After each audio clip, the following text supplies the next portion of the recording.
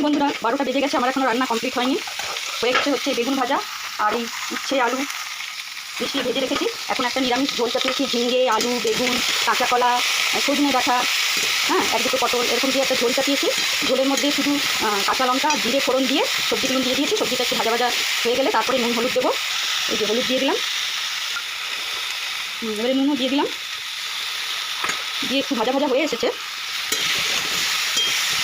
তারপরে ডাঁটাটা সেদ্ধ হওয়ার জন্য আলুটা সামান্য এই 4-5 চামচ জল দিয়ে এটা চাপা দেবো, ওতেই ও সেদ্ধ হয়ে যাবে। এই যে এইদিকে মশলা রেডি করে রেখেছি, টমেটো দিয়েছি, জিরে ধনে পাউডার, এটা ঘরে করাই মশলা, জিরে ধনে গুঁড়ো করে রাখা আছে, আর একটু চিনি দিয়ে জল দিয়ে ভিজিয়ে দেবো। এখন জল দিয়ে ভিজিয়ে দিয়েছি মশলাটা, এবারে সবজিটা সেদ্ধ হওয়ার পরে মশলা দেবো। আর আজকে যেহেতু শুক্রবার, বাবাইয়ের জন্য একটা বিরিয়ানির অর্ডার দেওয়া হয়েছে। এখানকার ক্যান্টিনে তো বিরিয়ানি পাওয়া যায়, তো ওইখানে ওর জন্য এক প্লেট বিরিয়ানি 120 টাকা করে নেয়। চিকেন বিরিয়ানি ভালোই দেয়, একজনের পুরো সাফিসিয়েন্ট হয়ে যাবে, সেটার জন্য অর্ডার দিয়েছি।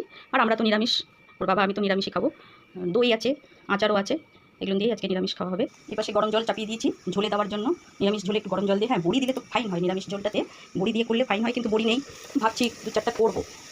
একদম সময় করে উঠতে পারছি না, একটু নেবো ভাবছি। তো মাঝে মধ্যে একটু খুলে খুলে দেখে নিতে হবে সেদ্ধ হলো কিনা, একটু নেড়ে চেড়ে দেখে নিতে হবে। একটু সেদ্ধ হয়ে আসলে তারপরে মশলাটা দেবো, আর একটু সেদ্ধ হবে।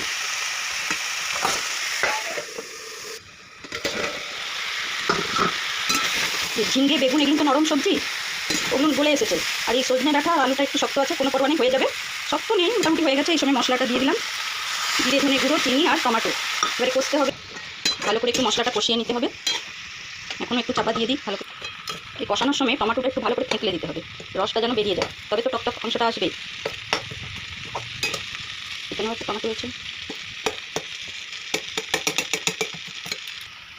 ভাই আর ওর বাবা হসপিটালে গেছে, ওর পায়ে একটা কর্ন বেরিয়েছে, সেটা থেকে রক্ত বেরোচ্ছে। সেটা এর আগেও একবার হয়েছিল, এরকম অপারেশন করে ঠিক করতে হয়েছিল। অপারেশন করতে মানে মাইনার অপারেশন হয়। তারপরে এবারেও 2 বছর পরে আবারও বেরিয়েছে কর্নটা, সেই জন্য কালকে নিয়ে গেছিলো। ওরা একটা কর্ন ক্যাপ লাগিয়ে দিয়েছিল, কর্ন ক্যাপ লাগানোর ফলে জায়গাটা নরম হয়ে যাবে, দিয়ে আজকে ওটা অপারেশন করে আসবে। আজকে একটু দেরি হবে। হ্যাঁ, প্রায় কষানো হয়ে এসেছে, ভাজা মশলাটা গন্ধ বেরিয়ে গেছে, জিরে আর ধনে যেটা দিয়েছিলাম কষানো হয়ে গেলে একটা সুন্দর গন্ধ বেরিয়ে গেছে। এবারে গরম জল দিয়ে দেবো। এই তো এবারে গরম জল দিয়ে দিলাম। বুঝছি না লোকেরা এত পদ কী করে যে রান্না করে, আমার তো এই 2টো পদ রান্না করতেই 12টা বেজে যাচ্ছে। হ্যাঁ, 12টার পরই হয়ে যাচ্ছে। আর সবাই যে 4 পদ 5 পদ যে কী করে বানায় আমি সেটাই বুঝতে পারি না। এবারে এটা ফুটে গেলেই রেডি নিরামিষ ঝোল। আর তো দেখালে আমি বেগুন ভাজা উচ্ছে আলু ভাজা আছে, দই আছে, চাটনি আছে, এটা দিয়ে খাবো। আর বাবাইয়ের জন্য বিরিয়ানি আসবে বাইরে থেকে। এতে ঝোল ফুটে গেল। যারা মাছ খায় এই সময় 2-4 পিস ভাজা মাছ দিয়ে দিলেই তো হয়ে যায়, ব্যাস মাছ সবজি সব একসাথে হয়ে যায়, পেঁয়াজ রসুন ছাড়াই কি সুন্দর। তবে আমি মাছ খাই না, এরকমই দারুণ লাগে। এর সাথে একটু লেবু চিপে নিলে, এই ঝোলের সাথে একটু লেবু চিপে নিলে আর 2-4টা বড়ি যদি ঝোলে করতে, তাহলে তো দারুণ জমে যায়, আর কিছুই দরকার হবে না আমার। পদ রান্না করতে ঘেমে নেই কি অবস্থা দেখুন। কদিন একটু বৃষ্টি হয়েছিল, বেশ ঠান্ডা ঠান্ডা পড়েছিল। এই এখন 3-4 দিন হলো বৃষ্টি হয়নি, প্রচণ্ড গরম মানে রান্না করে দেখা যাচ্ছে না। আর এখানে আমি জল ভরে রাখছি, ট্যাঙ্কির জলও সব গরম হয়ে যাচ্ছে 11টা-12টার মধ্যে, আর স্নান করা যাচ্ছে না। জল ভরে রাখছি ওরা আসার অপেক্ষা। দেখুন বাইরের বাচ্চা দুটো কত বড় হয়ে গেছে, পুরো বড় বড় হয়ে গেছে, আর 2-4 দিনের মধ্যেই এরা উড়ে বেরিয়ে যাবে। কি হয়েছে, কি কেমন করে অপারেশন করলো বল? এটা রাখ, একটু রাখ, ফ্যানটা চালা, ফ্যানটা হ্যাঁ হ্যাঁ ফার্স্টে এখানে টেস্ট করলো। কেন সুগার ফুগার তো সব টেস্ট হয়েছিল না, এটা চ্যানেতে দিলে টুনটুনি হবে কিনা ওই টেস্টটা করলো। তারপরে এখানে টিটানাস দিল, তারপরে পায়ে আবার ব্যাকা সুচ দিয়ে পুরো অ্যানেস্থেসিয়া লাগালো, তখন যা ঢুকিয়ে দিল পুরো ব্যথা হলো। তারপরে পুরো সেন্স চলে গেল, আবার ইনজেকশন দিল, আবার কেন আবার ওটাকে আর একটু উপর জায়গায় তুলে দিল। তারপরে আবার থেকে কাটলো, কেটে 3টে স্টিচ করে ওটাকে ফেলে দিয়ে 3টে স্টিচ করে ব্যান্ডেজ করে দিয়ে দিল, হয়ে গেল এতটাই। 3টে স্টিচ করেছে, 3টে স্টিচ করে দিয়ে কি ওর বিরিয়ানি আসলো? তারপরে পেনকিলার আর কবে স্টিচ খুলবে?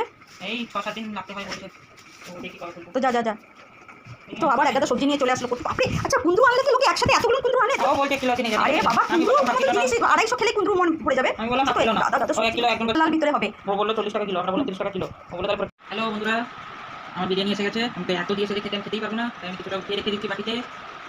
দেখা পিস এটা হলো রায়তা, পুরো ভালো বেগুন রায়তা, আর এটা হলো চিকেনের ঝোল। চলো এই যে এবারে এমনি লাঞ্চ খেতে বসে পড়েছে। আগেই তো দেখিয়ে দিয়েছিলাম কী লাঞ্চে আমাদের হয়েছে। তো উচ্ছে আলু ভাজা, বেগুন ভাজা, আচার, লেবু আর সব মিশিয়ে সবজির ঝোল, নিরামিষ সবজির ঝোল, আর সাথে দই আছে। আর বাবাই তো বিরিয়ানি খেয়েছিল, একটু বেঁচে গেছে, আছে রাত্রে আবার খাবে। আমরা নিরামিষ ঝোল। বাই বন্ধুরা, ভালো থাকবেন।